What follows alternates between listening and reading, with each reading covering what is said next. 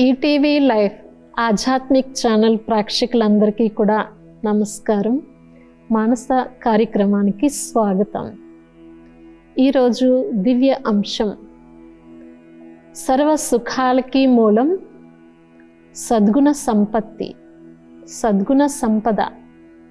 అన్ని రకాల సుఖాలు ఏ రకంగా పొందాలనుకున్నా దానికి మూలం ఏంటంటే సద్గుణాలనేది ఒక సంపద, నిజమైన సంపత్తి. ఈరోజు బాహ్య ప్రపంచంలో ఎన్ని రకాల సంపత్తి కూడబెట్టుకున్నా కానీ, ఎన్ని రకాలుగా ధనము, ప్రాపర్టీస్ ఎన్ని ఉన్నా కానీ ఇంకా ఎందుకు లోటు అనిపిస్తుంది అంటే, మానవ మనుగడ జీవితంలో పరస్పరిక కలహక్లేశాలకి ఆ రకమైన సుఖమైతే పొందలేకపోతున్నారు కదా. ఒక ధనంతోనే సుఖం అనుకుంటే, మరి సంబంధ బాంధవ్యాల మధ్యలో కలహక్లేశాల కారణంగా ఎందుకు ఈ అశాంతి? కారణం మనలో సద్గుణాల లోపం. కనుక ఈరోజు మనం ఆధ్యాత్మిక ఛానల్లో ఆధ్యాత్మిక చింతన ద్వారా మనలో అలాంటి సద్గుణ సంపత్తిని ఎలా పెంపొందించుకోగలుగుతాం, నిజమైన సుఖాన్ని ఎలా అనుభూతి చేసుకోగలుగుతాం.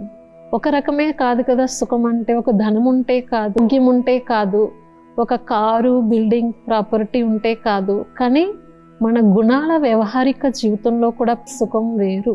ఆ రసానుభూతి సద్గుణాల ద్వారానే పొందగలుగుతాము. అయితే నాకు ఒక చిత్రం గుర్తొస్తుంది. ఒక చిత్రం చిత్రీకరించారు. అందులో ఎలా అంటే, ఒక వ్యక్తి ఆత్మాభిమాని అనే బీజాన్ని నాటడంతో ఒక మంచి పెద్ద చెట్టు పెరిగి అనేక రకాల సద్గుణాలతో కూడిన రసానుభూతిని పొందే పండ్లను ఇస్తూ వచ్చింది. అవేంటి అంటే శాంతి, సుఖము, ఆనందం, స్నేహం, ప్రేమ, మనలో క్షమాభావం, సరళత, సౌమ్యం, మధురత, స్వభావం అనే రకరకాల ఫలరసాలతో కూడినటువంటి చెట్టు ఉత్పన్నమైంది.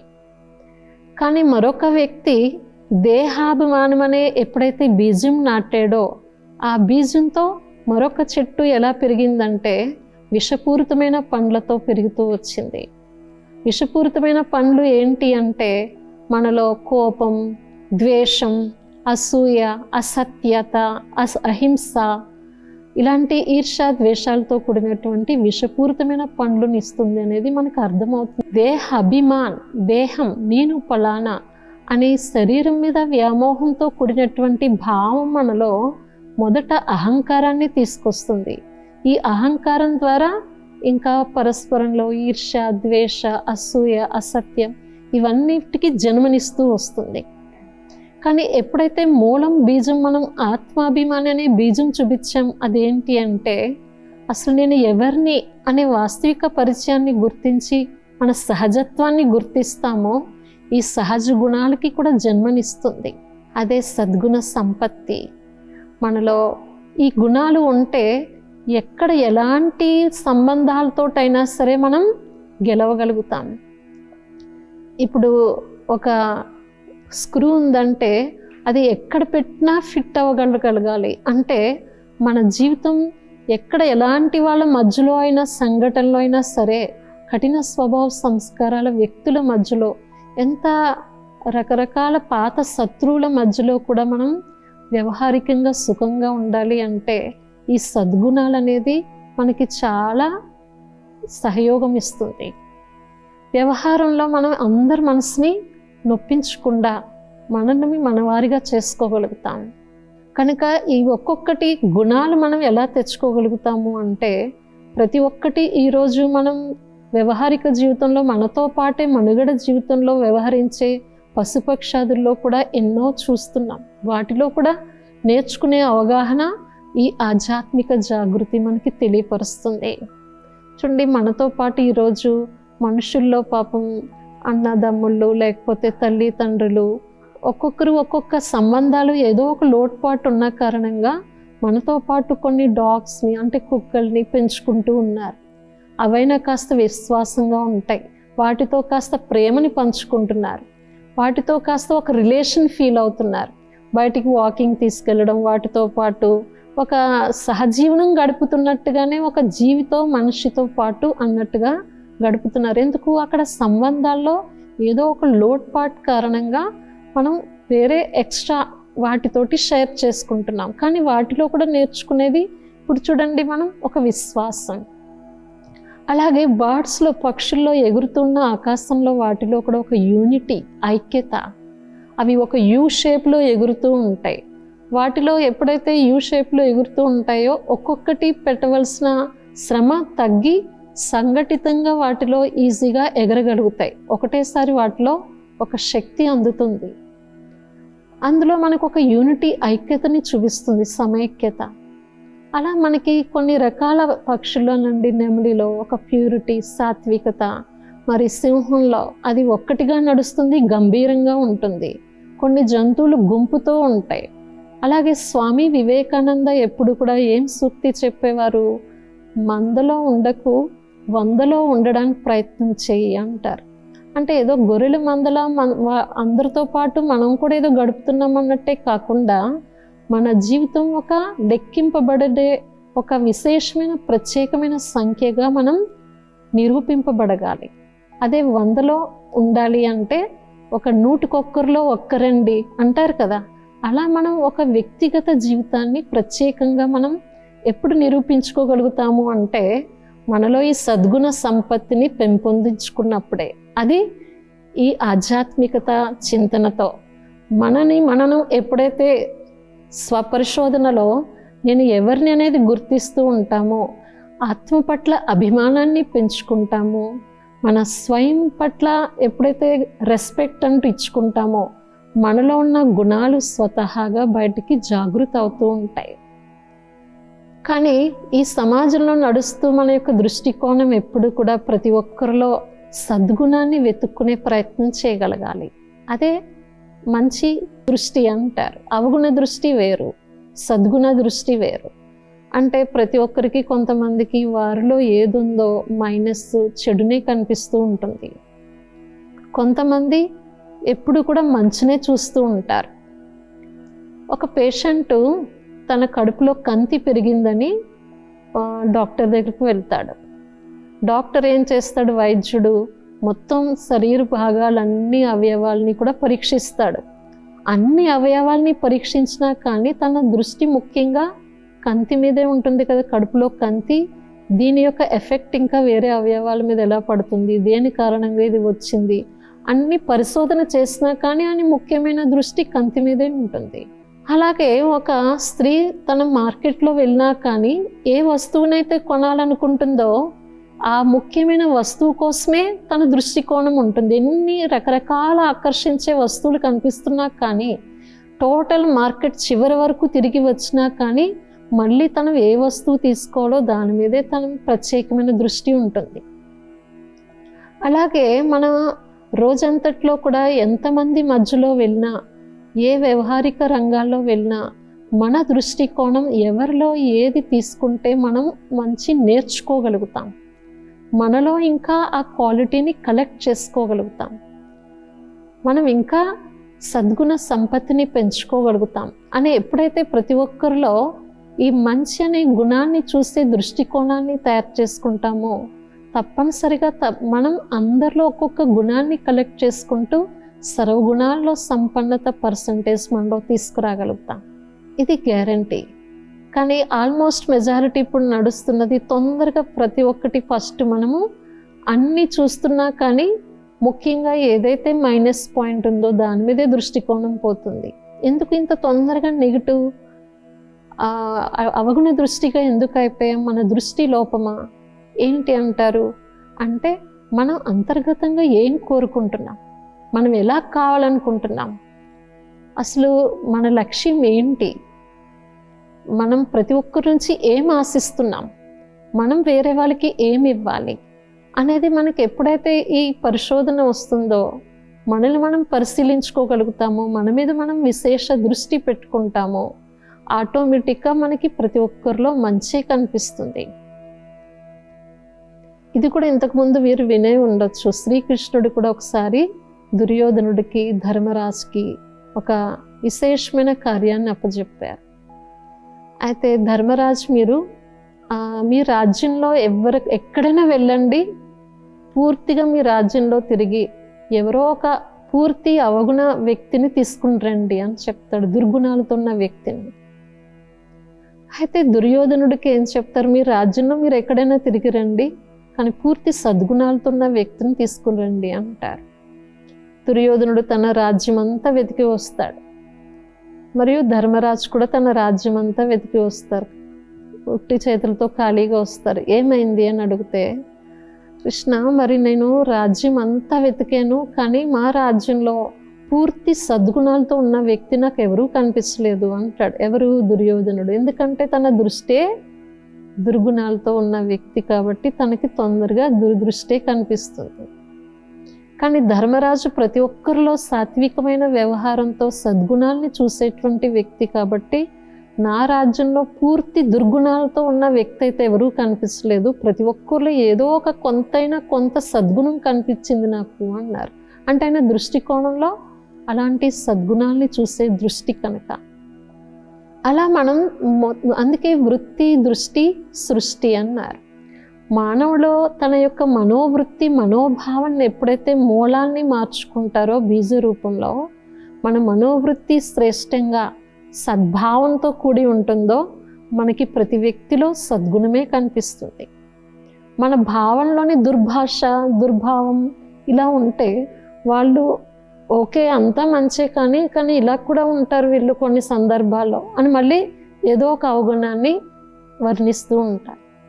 కానీ దీని కారణంగానే మనలో ఉన్న మంచి సంపత్తి ఏదైతే ఉందో అది సమయ ప్రమాణంగా ఉపయోగించుకుని తన యొక్క సఫలీకృతమైన సార్థకవంతమైన జీవితాన్ని గడపలేకపోతూ ఉంటాము. కానీ దీనికి ప్రతిరోజు నిత్యం మనకి ఆధ్యాత్మికత తోడైతే తప్పనిసరిగా మన మనోవృత్తిలో, మన మనోదృష్టిలో కూడా అలాంటి పరివర్తన వచ్చే అవకాశం ఉంటుంది. అలాగే ఒకసారి ఒక చిన్న అబ్బాయి తను ఎన్నో రోజులుగా వెతుకుతూ ఉన్నాడు. ఒక నది తీరాన ఒక గురువు గారు మీకు ఏది కావాలంటే అది దొరుకుతుంది, మీకు ఇక్కడ ఏది కావాలంటే అది దొరుకుతుంది అని గట్టిగా అరిచి చెప్తూ ఉంటాడు. ఒక నది తీరాన ఒక సన్యాసి మాట. అందరూ వెళ్తూ ఉంటారు, వింటూ ఉంటారు, కానీ ఏదో ముసలైన చెప్తూ ఉన్నాడు అని నన్ను పట్టించుకోకపోతూ ఉంటారు. కానీ ఒక అబ్బాయి మాత్రం మీకు ఏది కావాలో అది దొరుకుతుంది అంటున్నారు ఏంటి అని దగ్గరికి వస్తాడనమాట.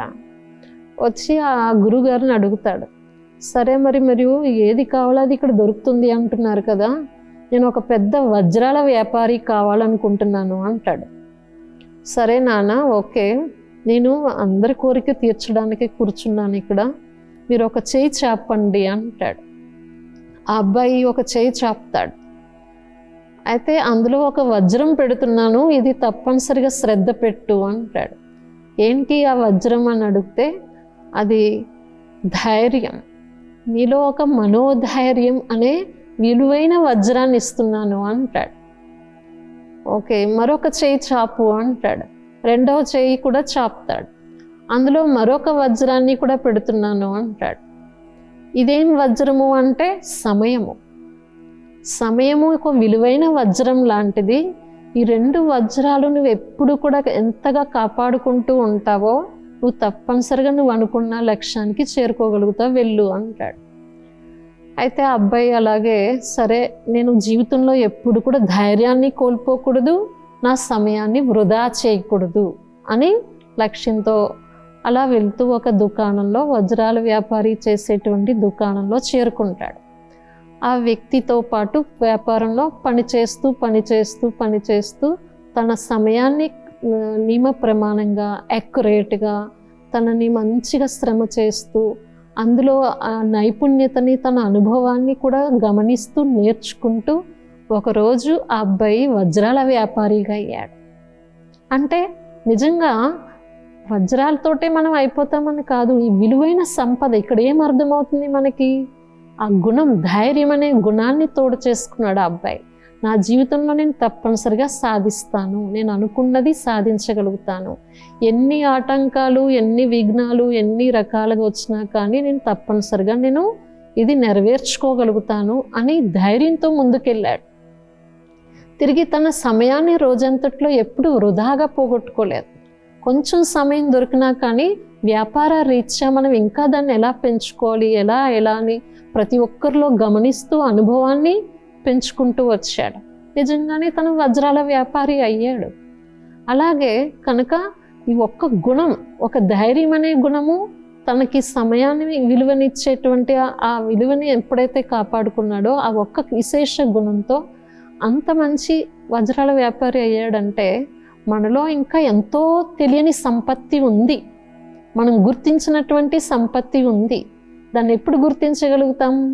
మన కోసం మనం ఎప్పుడైతే ఆంతరికంగా మన అంతర్గత దర్పణంలో మనం చూసుకుంటామో, మన వాస్తవిక పరిచయాన్ని మన ఆత్మ దర్శనం చేసుకుంటామో, మన యొక్క సహజ గుణాలు స్వతహాగానే ఒక్కొక్కటి, ఒక ధైర్యం అనే కాదు, సహనం అనండి, మనలో ఓర్పు అనండి, ఒక ప్రసన్నత్వం, నిశ్చింతత, ఎన్ని చింతలున్నా కూడా మనల్ని మనం ఎలా నిశ్చింతగా ఉండాలి, ఎన్ని రకరకాల ప్రశ్నలు వచ్చినా కానీ మనసులో ప్రసన్నంగా ఎలా ఉండాలి, ఎంత దుఃఖపట్టే పరిస్థితులు వచ్చినా కానీ ఒక చిరునవ్వుతో హర్షితంగా ఎలా ఉండాలి అని ఒక్కొక్క గుణం ప్రతి ఒక్కరిలో మనలో ఏదైతే ఉందో అది స్వతహాగానే ఆధ్యాత్మికత ద్వారా మనం దాన్ని దర్శించుకోగలుగుతాం, వ్యవహారిక జీవితంలో తెచ్చుకోగలుగుతాం, సమయ ప్రమాణంగా సదుపయోగం చేసుకుంటూ సార్థకమైన జీవితాన్ని మనం తయారు చేసుకోగలుగుతాం. కనుక మనం ఈ ఒక్కొక్క గుణమే కాకుండా ఈరోజు మనకి చూడండి, పూల తోటలో వెళ్తూ ఉంటాం, ఆ గులాబీ తోటలో కూడా ఒక గులాబీ పుష్పాన్ని తీసుకోవాలంటే ఆ సువాసన ఎలా ఇస్తుంది? ఒక దుర్వాసనతో కూడిన ఎరువు వేస్తుంటే ఆ ఎరువు మనకి ఎంత దుర్వాసన వస్తుంది. కానీ అయినా కానీ ఆ గులాబీ చెట్టుకి మనం దుర్వాసనతో కూడిన ఎరువు వేసినా కానీ మనకి సుగంధంతో కూడిన సువాసనతో పుష్పాన్ని ఇస్తుంది. అందులో కూడా మనం ఎంత మంచిగా నేర్చుకోవాలి. ముళ్ళ మధ్యలోనే ఉంటుంది కానీ దాని యొక్క ఆ సుగంధం మనల్ని ఆకర్షిస్తుంది.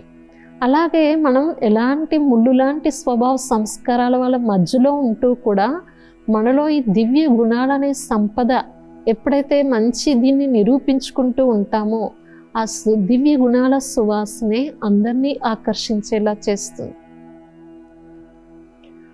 ఏమీ తెలియని బండరాయి చూడండి, ఒక రాయి, దాన్ని మనం కొట్టగా ఉడిదెబ్బలతో ఒక మంచి దివ్య మూర్తిగా తయారై అనేక మంది భక్తులతోటి పూజింప చేయడానికి యోగ్యంగా తయారవుతుంది.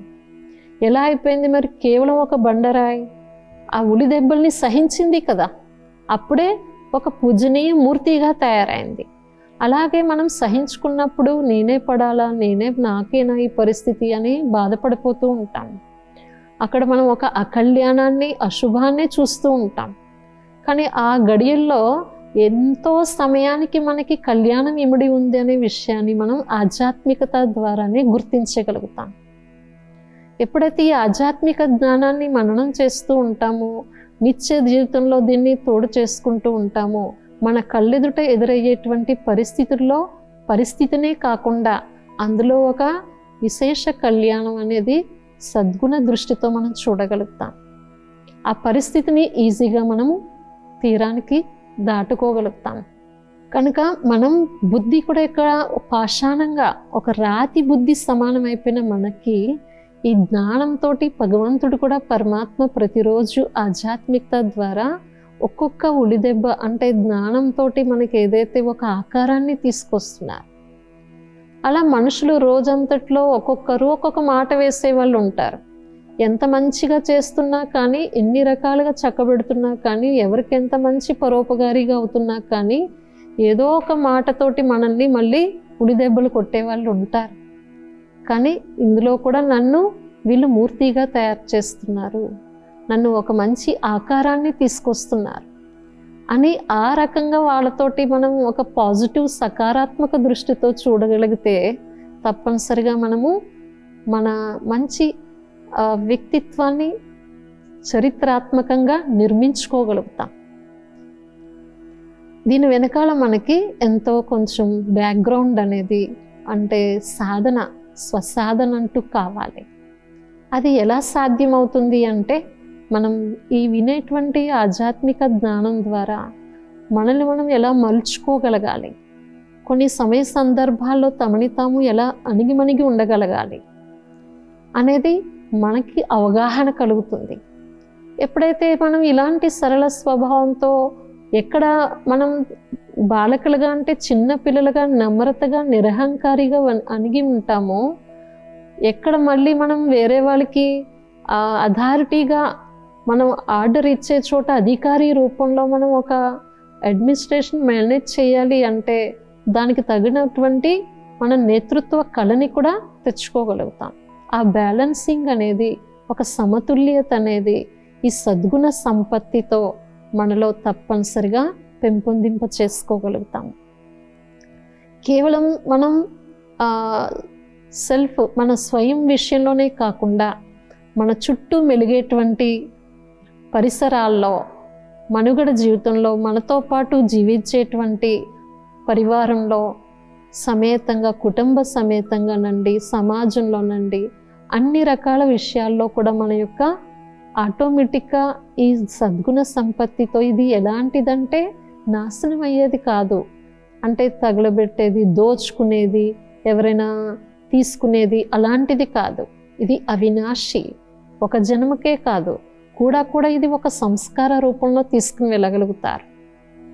ఇప్పుడు ఈ ఆధ్యాత్మిక సాధన చేస్తూ చేస్తూ శరీరం వదిలిపెట్టిన వాళ్ళు కూడా చూస్తున్నాం. ఈరోజు చిన్న చిన్న పిల్లలు మంచి శ్వేత వస్త్రధారిగా అయ్యి ఒక 4 years 5 years 7 years అమ్మాయిలు కూడా చూడండి సింగర్గా అయ్యి భగవంతుడి యొక్క పాటలు పాడుతూ ఒక మంచి జ్ఞానయుక్తమైన సంభాషణతోటి మన కళ్ళ ముందు వస్తూనే ఉన్నారు ప్రశంసలతో. చిన్న పిల్లలు, అబ్బాయి ఇంత చిన్న పిల్లలు ఇంత పెద్ద జ్ఞానాన్ని ఎలా చెప్పగలుగుతున్నారు, ఇంత మంచి ఒక అలౌకిక రాయల్ లాంగ్వేజ్లో మిఠాస్తో మధురంతో కూడినటువంటి సంభాషణ ఎలా చేయగలుగుతున్నారు అంటే అది పూర్వజన్మ సుకృతం. అది ఇప్పటి నుంచి ఆ చిన్న వయసు నుంచి అప్పుడే తల్లిదండ్రులతోటి వచ్చింది కాదు, ముందు పూర్వజన్మ సుకృతం. అంటే ముందు జన్మలో వాళ్ళు ఈ ఆధ్యాత్మికత సాధనతోటి, ఆధ్యాత్మిక జ్ఞానంతో వాళ్ళ జీవితంలో ఎప్పుడైతే సద్గుణాలతో కూడినటువంటి సంపత్తిని సమకూర్చుకున్నారో, వాళ్ళు సాధన చేస్తూ శరీరం వదిలిపెట్టినా కానీ మరొక చోట కూడా వాళ్ళు ఆ సంస్కారంతో చిన్న వయసు నుంచే వచ్చేసారు అనేది క్లియర్గా మనకు అర్థమవుతుంది. కనుక ఈ సంపత్తి ఎప్పుడు కూడా చెరిగిపోయేది కాదు, తరిగిపోయేది కాదు, అలా ఇది నశించిపోయేది కాదు. కనుక మనం ఏ సంపత్తి అయినా కానీ ఈరోజు ప్రపంచంలో ఎంత కష్టపడి సంపాదించినా కానీ ఒక్క పుట్టుకుమని శ్వాస పోతే అక్కడతో క్షణంలో సమాప్తమైపోతుంది. చరాస్తులనండి, చిరాస్తులనండి.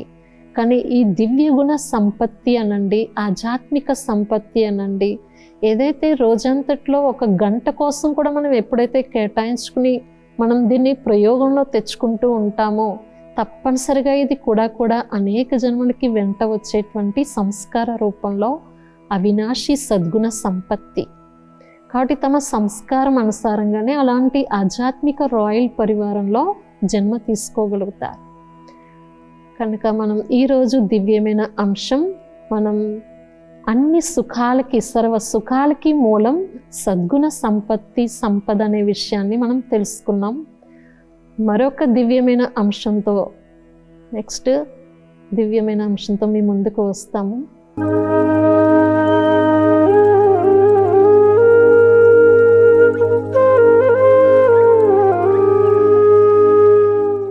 ఈ కార్యక్రమాన్ని తిరిగి చూడాలనుకుంటే www.youtube.com/@ETV Life Spiritual లో చూడవచ్చు.